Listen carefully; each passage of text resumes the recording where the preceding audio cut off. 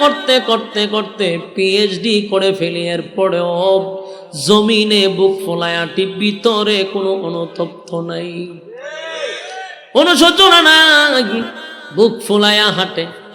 আল্লাহ বলে, বান্দারে এই জমিনে আমি পাঠাইছিলাম তোদেরকে খাওয়ার জন্য না, ঘুমানোর জন্য না, মাস্তানি করার জন্য না, মন গড়া জীবন কাটানোর জন্য না। আমি আল্লাহ সংক্ষিপ্ত সময়ের জন্য পাঠাইছি, শুধুমাত্র পরীক্ষাটা দেওয়ার জন্য। দুনিয়াতে মাদ্রাসা, কলেজ, ভার্সিটিতে আমরা যেমন পরীক্ষা দেই, পরীক্ষার সময় সীমা হলো 3 ঘন্টা। কথা কয় না? 3 ঘন্টা সময় দেওয়া হয় পরীক্ষার হলের ভিতরে। 3 ঘন্টা পরে জোর করেও হলের ভিতরে থাকা যায় না। আল্লাহ বলেন, আখিরাতের সময় আর তোমার 60 বছরের সময়টা 2-3 ঘন্টাও না, আরো কম। তাহলে আল্লাহ ঠিকই ঘন্টা হিসাব করে পাঠাইছে। এটা পরকালের 1 ঘন্টা, দুনিয়ায় কয়েক বছর। আল্লাহ বলে, আমি দুনিয়ার জমিনে পাঠাইছি পরীক্ষা দেওয়ার জন্য, কিন্তু পরীক্ষার হলে প্রশ্ন পাওয়ার পরে যদি আপনি কলম কামড়াইতে থাকেন, সময় কি আপনার জন্য অপেক্ষা করবে? 3 ঘন্টা পরে আপনি যদি এখনো লিখছি না, আপনার থাকতে দিবে? আল্লাহ বলেন, দুনিয়ার জমিনে পাঠাইলাম পরীক্ষা দেওয়ার জন্য। বান্দা দুনিয়াতে আইসা খাও দাও ফুর্তি করো, দুনিয়াটা মস্ত বড় এই স্লোগান লইয়া চলতেছে, অথচ আমি যে পরীক্ষা দেওয়ার জন্য পাঠাইলাম একবারও খেয়াল করলি না। এবং শুন, আফাহাসিবতুম আন্নামা খালাকনাকুম আবাসাও ওয়া আন্নাকুম ইলাইনা লা তুরজাউন। রব্বি কারীম বলেন, অনর্থক বানাই না, অকারণে বানাই নাই, নিজ প্রয়োজনে বানাই নাই। বান্দারে, তোরা কি মনে করছো আমি তোদেরকে অনর্থক বানাইছি? না বান্দা, না, অনর্থক বানাই নাই। কেন বানাইছি? ওয়ামা খালাকাতুল জিন্না ওয়াল ইনসা ইল্লা লিয়াবুদুন। আমি আল্লাহ মানব আর দানব 2টা জাতিরে বানাইলাম শুধুমাত্র কেবলমাত্র আমি আল্লাহর গোলামির জন্য। বলুন তো দেখি কেন বানাইছে? গোলামির জন্য। আপনারা কি আমার কথা শুনতেছেন? মাইকের আওয়াজ কি যায়? তেরা মরা মানুষের মতো বইরেছেন। আমি কি কোনো গুরুস্থানে বসেছেন আমারে? তাহলে হা না কুস্তি কর না, আমার কথা কি শুনেন?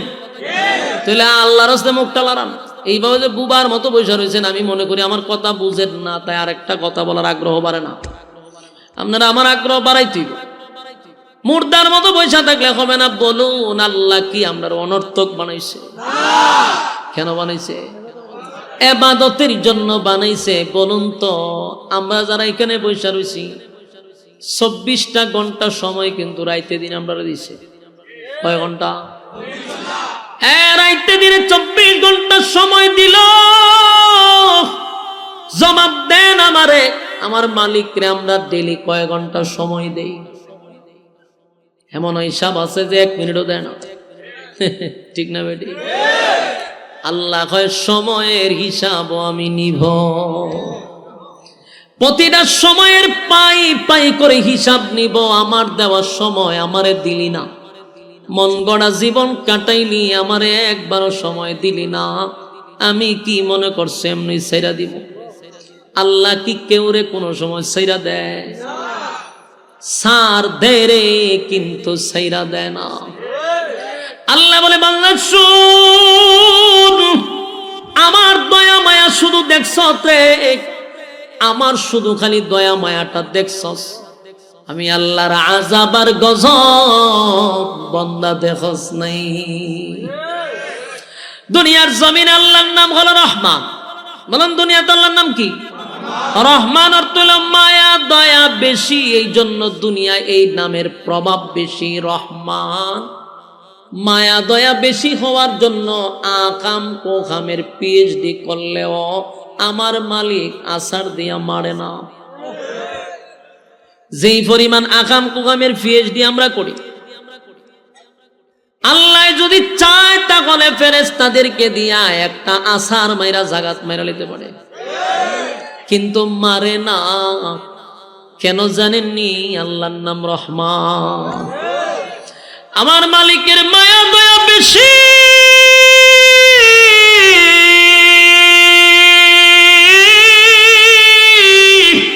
মায়া দয়া বেশি গো। আল্লাহ কয় আমার মায়া দয়ায় আমি তোরে মারতে পারি না। ফেরেশতা আসে আমাদেরকে মারার জন্য। যখনই কেউ জেনা করে, যখনই কেউ সুদে লাগে, যখনই কেউ বোতল টানে, যখনই কেউ বেপরদায় চলে, গজবের ফেরেশতা আসে রে তারে মারার জন্য, কিন্তু আল্লাহর মায়া দয়ায় মারতে দেয় না। আল্লাহ বলে আমার মায়া দয়া বেশি, কিন্তু বান্দারে মায়া দয়া বেশি কথা ঠিক, কিন্তু দুনিয়ায় আমার মায়া দয়া বেশি। সবার জন্য, আস্তিকের জন্য মায়া, নাস্তিকের জন্য মায়া, আল্লাহ মানলেও মায়া, আল্লাহ না মানলেও মায়া। কিন্তু এই মায়া কিন্তু পরকালে সবার জন্য হবে না।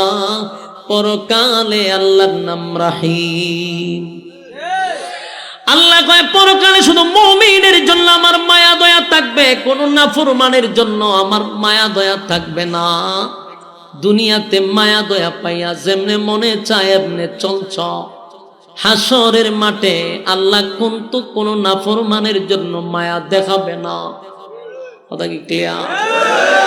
আল্লাহ বলেন দুনিয়ার জমিনে আমার মায়া দয়া তোরে বাঁচায়া দেয়, কিন্তু পরকালে শুধু মুমিনের জন্য আমার মায়া মহব্বত, নাফরমানের জন্য আমার মায়া থাকবে না। এই জন্য আপনাদেরকে বলি, আমার আল্লাহ বলেন তোরা কি মনে করছ আমি তোদেরকে ছেড়ে দিব? না না, ইন্না জাহান্নামা কানাত মিরসাদা, নিশ্চয় তোদের জন্য অপেক্ষায় আছে জাহান্নাম। লিত্তাগিনা মাআবা, সীমা লঙ্ঘন যারা করছ তাদের জন্য জাহান্নাম। লাবিসিনা ফিহা আহকাবা, যুগের পর যুগ সেখানে অবস্থান করবি। লাবিসিনা ফিহা আহকাবা লা ইয়াযুকুনা ফিহা বারদাও ওয়ালা শারাবা। এ যুবক ভাইরা, সীমা লঙ্ঘন যারা করলো যুগের পর যুগ জাহান্নামের ভিতরে থাকবি রে। আর সেখানে থাকার পরে মানুষগুলি এমন ভাবে চিৎকার মারবে পানির পিপাসার কারণে, কলিজা পাটা পিপাসা লাগবে। হাজার হাজার বছর হাসরের মাঠে থাকার পরে, জাহান্নামের ভিতরে ঢোকার পরে প্রচন্ড গরমে আর আগুনে পোড়ার কারণে পিপাসার মাত্রা বেড়ে যাবে। আল্লাহর দরবারে পানি পানি পানি পানি বলে চিৎকার দিবে রে। একদিন দুই দিন নয়, কিতাবে লেখছে 1000 বছর পর্যন্ত বলবে আল্লাহ পানি দেন, পানি দেন, পানি দেন, পানি দেন। আল্লাহ কয় বান্দারে 1000 বছর পানির জন্য চিৎকার দিবি, একবারও আমি তোর দিকে তাকাবো না। আল্লাহ ফেরেশতাদেরকে বলবে নাফরমানটা আমার কাছে কি চায়? ফেরেশতারা বলবে মালিক আপনার নাফরমান পানি চায়, পানি চায়। আল্লাহ তখন বলে দুনিয়ার জমিনে আমার মায়া দয়া দিয়া তারে ঘিরায় রাখছিলাম। কত নাফরমানি করছে বান্দা, জেনার পিএইচডি করছে, বোতল খাইছে, বেপরদায় চলছে, আমি আল্লাহর হুকুম মানে নাই, আমার নবীর তরিকায় চলে নাই। তারপরেও বান্দা যখন পানি পান করতে চাইছে, টিউবওয়েলের পানি নাফরমানের জন্য ঠান্ডা করে দিছি। আল্লাহ বলেন বান্দা শুন, দুনিয়ার জমিনে এই যে শীতের সময়, এখন পানি টিউবওয়েলের হয় গরম।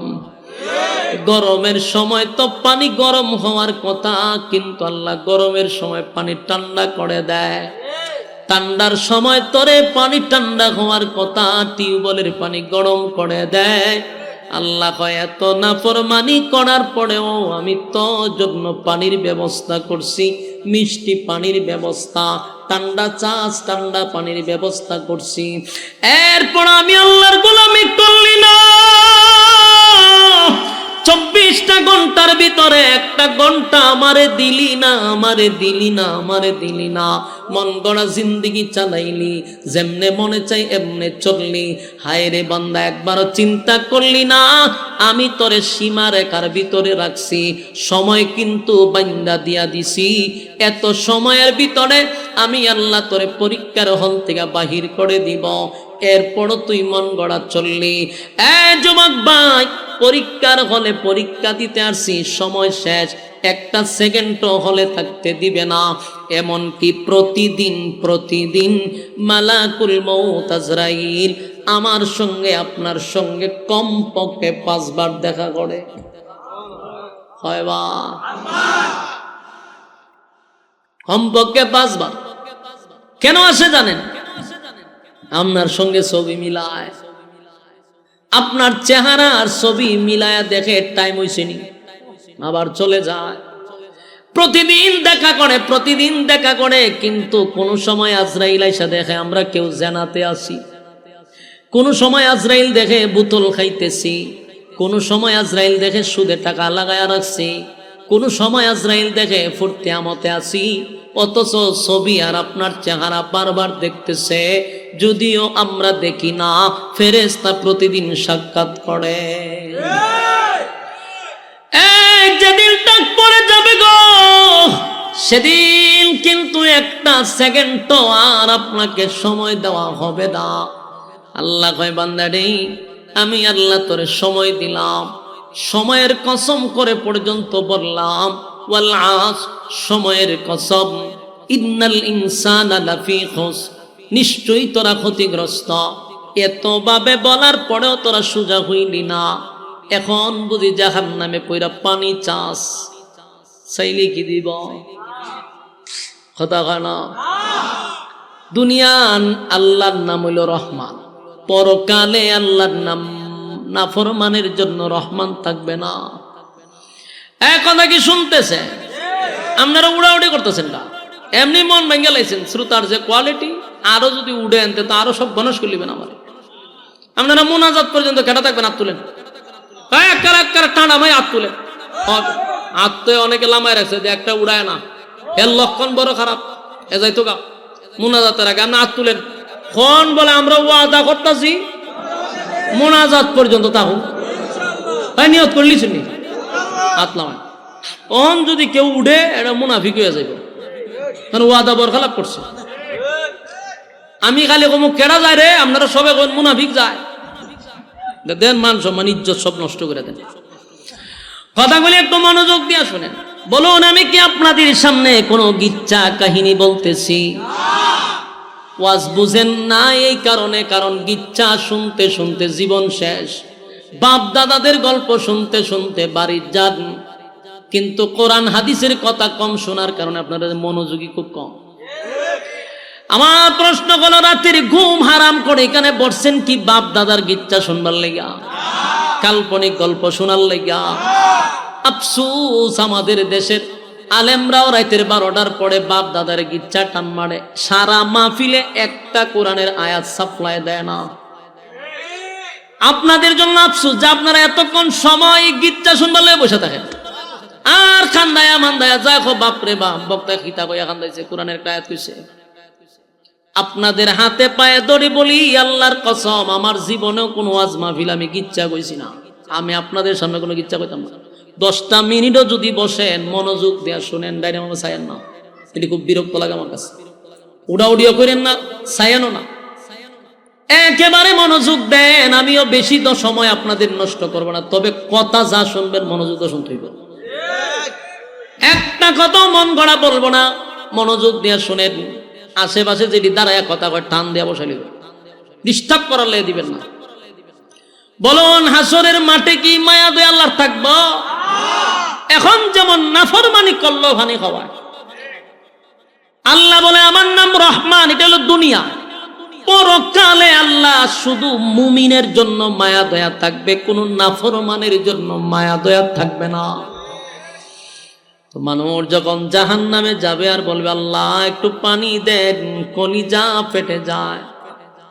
একটা দুইটা দিন নয় গো, 1000 বছর শুধু পানি পানি পানি পানি বলে চিৎকার দিবে। আল্লাহ কোনো জবাব দেয় না, জবাব দেয় না রে। 1000 বছর পরে আল্লাহ বলবে ফেরেশতারা রে, নাফরমানটা কি চায়? ফেরেশতারা কয় আল্লাহ 1000 বছর ধরে খালি একটাই কয় পানি দিতেন। আল্লাহ কয় নাফরমানে পানি চায়, পানি চায়, ইল্লা হামিমা ওয়া গাসসাকা। আল্লাহ বলেন পানি দে, পানি দে, পানি দে, ইল্লা হামিমা ওয়া গাসসাকা। এমন একটা পানি সেদিন আপনি আমাকে দেওয়া হবে যেই পানিটা ইল্লা হামিমা ওয়া গাসসাকা, আমাদের শরীরের রক্ত পুজ বিষাক্ত পানিগুলা আগুনে পুড়ে পড়ে যে শরীর থেকে পুজ বাহির হইছে, এই পুজগুলা জাহান্নামের নিচে টকবক টকবক আগুনে করতে থাকবে। এই পানিগুলা লোহার পেয়ালায় লইয়া আল্লাহ বলবে দে নাফরমানরে পানি পান করায়া দে। নাফরমান 1000 বছর পানির জন্য পিপাসা, সেদিন ঠান্ডা পানি না গরম পানি একবারও তার দেখার সময় নাই। যেই মাত্র পানি দিল রে, পানিটা পান করার সাথে সাথে দুনিয়ার গরম পানি না, এটা জাহান্নামের আগুনের গরম। এই পানিটা যখন তার মুখের ভিতরে নিল পান করার জন্য, জিহ্বা সহ গলা সহ ভিতরের নারী বুড়ি যা আছে সব গলে গলে গলে গলে পায়খানার রাস্তায় বাহিরে হয়ে যাবে। জাহান্নামীর একটা চিৎকার দিয়ে বলবে মালিক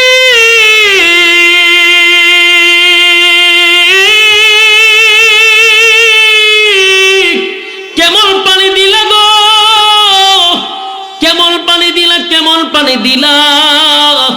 এমন পানির কথা তো আপনার কাছে আমি বলি নাই। 1000 বছর ধরে পানি পানি পানি পানি বলে চিৎকার দিলাম, আল্লাহ এমন একটা পানি দিলেন যে ব্যথা বাড়ায়া দিলেন, কষ্ট বাড়ায়া দিলেন, কলিজা ছিদ্র হয়ে গেল, ভিতরের নারী বুড়ি গুলি গলে গেল। কেমন পানি দিলা গো, চিৎকার দেওয়া শুরু করবে। আল্লাহ তখন যে উত্তরটা দিবে, সেই উত্তরটা জাহান্নামীর জন্য মানসিক শাস্তি হয়ে যাবে। সে তো তার চিৎকার দিয়ে বলবে আল্লাহ কেমন পানি দিলেন, কেমন পানি দিলেন, কষ্ট বাড়ায়া দিলেন, ভিতরের তো আর কিছু নাই, নারী বুড়ি গেল গা। আল্লাহ তখন ঠান্ডা মাথায় একটা উত্তর দিবে, জাযাআউ ইফাকা। এই উত্তর আসবে। এই উত্তরটা শোনার পরে জাহান্নামীরা মানসিক টেনশনে পড়ে যাবে। গরম পানি পান করার কারণে শারীরিক কষ্ট বেড়ে গেল, আর আল্লাহ যে উত্তর দিছে এটার কারণে মানসিক কষ্টটা তার বেড়ে গেছে, মানসিক কষ্ট বেড়ে গেছে। আল্লাহ কয় জাযাউ ইফাকা, বুঝ বন্দা এখন কেমন লাগে। কথা কি বুঝতেছে? আল্লাহ কয় বুঝ যখন মজা কেমন লাগে। দুনিয়ার জমিন আমি তোরে ক্ষণস্থায়ী দুনিয়ায় পাঠাইলাম একটা পরীক্ষা দেওয়ার জন্য। বান্দারে তুই পরীক্ষা না দিয়া ফাজলামি শুরু করছস। সময় মাত্র 60 বছর। এই 60 বছর আখিরাতের মাত্র কয়েক ঘন্টা। ওই হিসাব করে আপনারে পাঠাইছে পরীক্ষা দেওয়ার জন্য। এই কয়েক ঘন্টা সময় তুই আকাম কুকাম কইরা পিএইচডি করে বসে রইছস। দুনিয়ায় তোরে দিলাম পরীক্ষার হলো পরীক্ষা দেওয়ার জন্য। তুই যত আকামের রাজনীতি করলি, যত আকাম কুকামের পিএইচডি করলি, তোরে তো আমি দুনিয়ায় পানি দিছি, ঠান্ডা পানি, গরম পানি, মিষ্টি পানি, শরবত বানায়া খাওয়াইছি, কিন্তু আমার নাফরমানি করলি, আমি আল্লাহর গোলামি করলি না, নবীর তরিকায় চললি না। আজকে আমার কাছে এসে পানি চাস, বান্দারে বহু পানি দুনিয়ায় পান করাইছি, আমার গোলামি করস নাই। আজকে এখানে আসছ নে বিষাক্ত পানি আর রক্ত আর পুষ্পান কর। নারী বুড়ি সব পায়খানার রাস্তায় বাহির হয়ে গেছে। আল্লাহ কয় এখন বুঝো মজা কেমন লাগে। ভয়াবহ একটা পরিস্থিতি হবে গো, উপায় থাকবে না, উপায় থাকবে না, উপায় থাকবে না, উপায় থাকবে না। মুরব্বী বাবাদেরকে বলি, বিশেষ করে যুবক ভাইদেরকে বলি, ওয়াজ মাহফিলে আমরা আসি সাধারণত দিলটারে নরম করার জন্য, জীবনের সব গুনার উপরে লজ্জিত হইয়া দিনই কথা শুই না বাড়িতে যাওয়ার কথা। আজ ওয়াজ মাহফিলে এগুলা চলে না। এখন অধিকাংশ মাহফিলে বক্তায় 8-10টা গানই গায়। মানুষের দিল মরে গেছে।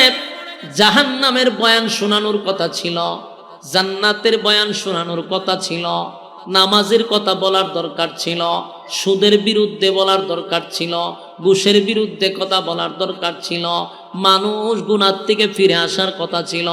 এখন এই গুনাহ চলে না, এখন চলে বাপ দাদার ইচ্ছা। কাল্পনিক যত কাল্পনিক গল্প, ছড়ি বইয়ের গল্প এখন ওয়াজ মাহফিলে চলে। এর দ্বারায় মানুষের দিলের কোনো পরিবর্তন হয় না, মানুষের দিলটাও নরম হয় না। যাওয়ার সময় একবারও নিজের গুনার উপরে লজ্জিত হয় না। যুবক হাতে পায়ে ধরে বলি, দিলের কান লাগায় শুনেন, আগামী কালকে চাইলেও আপনি মাহফিলে আসতে পারবেন না, এখানে বসতেও পারবেন না। এটা আপনি আমার জীবনের শেষ মাহফিল হতে পারে রে, এখানেই না, আগামী 1 বছর পরে মাহফিল হবে। 1 বছরে আমি থাকবো না, আপনি থাকবেন, কোনো গ্যারান্টি আছে? আর এখনো যদি বাড়িতে যান, গিয়া সাথে সাথে ঘুমাবেন না, সেটাও জানি, মোবাইলে টিপতে টিপতে ফজর পর্যন্ত। তাহলে এখানে বৈশা যদি আমার জীবনের সব গুনার উপরে লজ্জিত হইয়া, জীবনের কৃতকর্মের উপরে মাপ ছায়া আল্লাহর দরবারে তওবা করে বাড়ি যাই, তাহলে জীবন পরিবর্তন হওয়ার সম্ভাবনা আছে না নাই? আমার যুবক ভাইয়েরা, আমি একটা মেসেজই আপনাদেরকে দিয়ে যাব। এটা হলো আমার আয়াতের শুরু অংশ, ইন্নাল্লাযীনা আমানু ওয়া আমিলুস সালিহাতি কানাত লাহুম জান্নাতুল ফিরদাউসি নুজুলা। আল্লাহ রাব্বুল আলামিন বলেন, এই নেক আমল করবি, ঈমান আনবি, ঈমান আনার পরে নেক আমল করবি, আমি আল্লাহ তোরে জান্নাতের মেহমান বানাবো। এটা সাধারণ কথা না, আল্লাহ ওয়াদা দিছে আমাদেরকে জান্নাতের মেহমান বানাবে। শর্ত হলো ঈমান আর নেক আমল। কথা হয় না? ঈমান বলতে কি বুঝলাম একটু আগে বুঝাইছি, যে সুদও খায় নিজের ঈমানদার দাবি করে, ঘুষও খায় নিজের ঈমানদার দাবি করে, এমন ঈমানদার নয়। আরেকজনের জায়গা দখল করে বসে আছে, এরকম ঈমানদার। এমন ঈমানদার নয় রে, সাহাবীদের মতো ঈমান আনতে হবে। সাহাবায়ে কেরাম ঈমানের উপরে অটল থাকছে, ঈমানের পরীক্ষায় তারা উত্তীর্ণ হয়েছে, তাই তো জান্নাতি সার্টিফিকেট দুনিয়াতে পেয়ে লইছে। সুবহানাল্লাহ, দুনিয়াতে জান্নাতের সার্টিফিকেট পাইছে।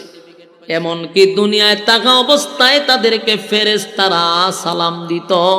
অসংখ্য সাহাবীদেরকে আল্লাহ নিজেও সালাম দিছে। কেন জানেন? পরীক্ষায় ফার্স্ট ডিভিশনে পাস। বলুন আমরা ঈমান আনবো কার মতো? সাহাবায়ে কেরামদের মতো ঈমান আনবো। আল্লাহর হুকুম সাহাবীদের মতো পালন করব, নবীর তরিকা সাহাবীদের মতো পালন করব। আল্লাহরে কতটুক সাহাবায়ে কেরাম মহব্বত করত, নবীর ভালোবাসা সাহাবীদের প্রতি কেমন ছিল, এরকম ভালোবাসা আমাদের দরকার আছে না? না। আমার যুবক ভাইরা, ঈমানের পরীক্ষা হবে গো। নবীদেরকেও আল্লাহ পরীক্ষা করছে রে, নবীদেরকেও আল্লাহ পরীক্ষা করছে। দাউদ নবীরে পরীক্ষা করছে, আইয়ুব নবীরে 18 বছর পরীক্ষা করছে। এরপরে জাকারিয়া নবীরে করাতের নিচে টুকরা করে আল্লাহ পরীক্ষা করছে। ইব্রাহিম খলিলুল্লাহরে বারবার পরীক্ষা করছে। নূহ পয়গম্বরে 950 বছর পরীক্ষা করছে। আমাদের নবীর উপর মুসিবত পরীক্ষা গেছিনি? কথা হয় না? তাহলে নবীদের উপরে যদি পরীক্ষা হয়, তোমারে আর আমারে পরীক্ষা ছাড়া ছেড়ে দিব? পরীক্ষা হবে গো, ইমানের পরীক্ষা হবে। সাহাবীদের যুগেও পরীক্ষা হয়েছে ইমান আনার কারণে তাদেরকেও গরম তৈলের মধ্যে ছেড়ে দিছে। গোশত আলাদা, হাড্ডি আলাদা হয়ে গেছে। এরপরও তারা ইমান ছাড়ে নাই, পরীক্ষা দিছে, ইমানের পরীক্ষা। ফেরাউনের যুগে ফেরাউনের বউ আসিয়া ইমানের পরীক্ষা দিয়ে জান্নাতে গেল। ফেরাউনের মেয়ের দাসী, মেয়ের চাকর, উনিও কিন্তু জান্নাতে গেছে। সুবহানাল্লাহ। ফেরাউনের কাজের মহিলা যদি জান্নাতে যেতে পারে পরীক্ষা দিয়া, আসিয়া যদি যেতে পারে পরীক্ষা দিয়া, নবী রাসূলগণকে আল্লাহ দিল পরীক্ষা, সাহাবায়ে কেরাম ঈমান আনার কারণে পাইল পরীক্ষা। তুমি আর আমি যদি নিজের ঈমানদার দাবি করি, বলো না আমাদের উপরে পরীক্ষা আছে না? না, পরীক্ষা আছে রে। পরীক্ষা ছাড়া আল্লাহ জান্নাত দিবে না, পরীক্ষা ছাড়া আল্লাহ জান্নাত দিবে না। কত সাহাবীরা ইমানের পরীক্ষা দিতে গিয়া দুনিয়ায় জান্নাতের সার্টিফিকেট পাইছে। আমার যুবক ভাইয়েরা, আল্লাহর নবীর যুগের সাহাবীরা ঈমান আনার কারণে তারা কিন্তু নির্যাতনের শিকার হইছে। এমনকি নির্যাতনের স্টিম রোলার তাদের উপরে চাপায়া দিছে। এমনকি নির্যাতনের কারণে আমার মালিক অসংখ্য আয়াত নাজিল করে তাদেরকে সান্ত্বনাও দিছে। এত নির্যাতন সহ্য করছে শুধু ঈমান রক্ষার্থে। হযরত বেলাল হাবশী ঈমান আনছে, অপরাধ একটাই, জিহ্বা পর্যন্ত পেরাক মারা হইছে। নাউজুবিল্লাহ। জিহ্বাটারে টান দিয়া পেরাক মারছে। পেরাক জানে আল্লাহ আল্লাহ না বলতে পারে। হযরত খাব্বাব রাদিয়াল্লাহু তাআলা আনহু কালো একজন সাহাবী, বেলাল ছিল কালো সাহাবী। এই কয়েকটা কালো আছে আল্লাহর কাছে তাদের বড় দাম। লুকমানে হাকিম একজন কালো, খাব্বাব রাদিয়াল্লাহু তাআলা আনহু উনিও কালো, বেলাল উনিও ছিলেন কালো, কিন্তু এদের দাম আল্লাহর কাছে অনেক বেশি।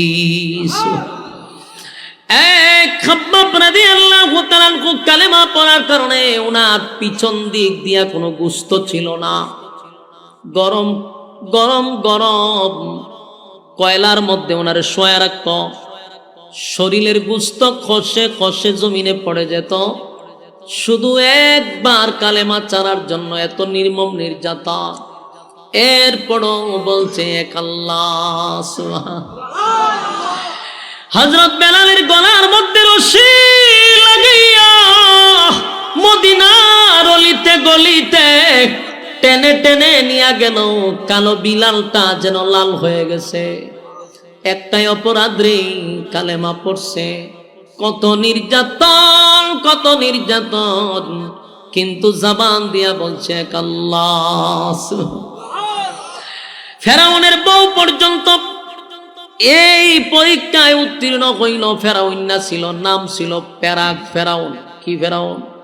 আসিয়া যখন কালেমা চারে না, মুসার আল্লাহর উপরে ঈমান আনছে। ফেরাউন্না কয় আমি তুই খোদা, আমার উপরে আবার কেউ খোদা আছে নাকি? আসিয়া রে তুমি কি আমারে খোদা মানো না? আসিয়া কয় কোন অ্যাঙ্গেলে তুই খোদা না, তুই হইলি একটা দুশমন এবং জালেম ফেরাউন। ফেরাউনের মেজাজ গেছে গরমে। ফেরাউন আসিয়ার উপরে নির্যাতন শুরু করল। অপরাধ একটাই, এক আল্লাহর উপরে ঈমান আনছে। আল্লাহ কয় যখন আসিয়ার ঈমানের জজবা বেড়ে গেছে, আমি আল্লাহ আসিয়ারও ছেড়ে দেই নাই, ঈমানের পরীক্ষা নিয়েই জান্নাত দিছি। ফেরাউন আসিয়ারে যখন মারার জন্য ধরল, ফেরাউন্না হামাইন্নারে কয় দোস্ত কি করব? হামানে কয় তোর বউরে আগে উলঙ্গ করে দে। নাউজুবিল্লাহ। আসিয়া ছিল লজ্জা, প্রচন্ড লজ্জা পাইতো উনি। এত শর্মিন্দা মহিলা ছিল। 4 জন মহিলার মধ্যে আসিয়া একজন। গোটা পৃথিবীতে 4 জন মহিলারে আল্লাহ সালাম দিছের মধ্যে আসিয়া। আর 4 জন মহিলা জান্নাতের শ্রেষ্ঠ মহিলার মধ্যে আসিয়া একজন ফেরাউনের বউ। আল্লাহর নবী জান্নাতে যাদের সঙ্গে বিবাহ হবে এর মধ্যে একজন হলো আসিয়া। সুবহানাল্লাহ। সেই আসিয়ারে উলঙ্গ করার জন্য হামানে বুদ্ধি দিছে। ফেরাউনে আসিয়ারে উলঙ্গ করার জন্য নিয়ে গেছে। আসিয়া আসমানের দিকে তাকায় আল্লাহ, এতগুলা মানুষের সামনে ফেরাউন আমার ইজ্জত নষ্ট করবে আমার স্বামী হইয়া।